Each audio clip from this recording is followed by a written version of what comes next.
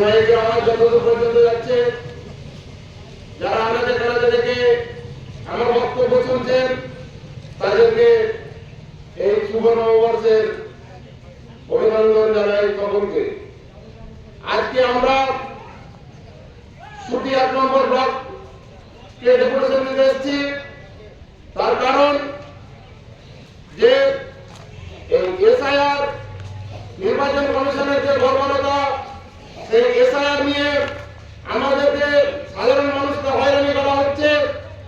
তার জন্য আজ আমরা সুতি ৮ নম্বর ব্লকে ডেপুটেশন দিতে বাধ্য হয়েছি।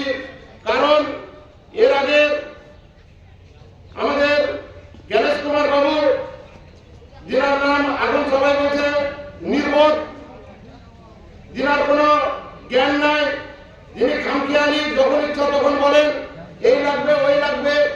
এই এসআইআর এর নামে যে সাধারণ মানুষকে হয়রানি, যে একটি বাবার ৬টি সন্তানের বেশি যদি সন্তান হয় তাহলে তাকে বিডিও অফিসে হিয়ারিং অনুষ্ঠিত হতে হবে।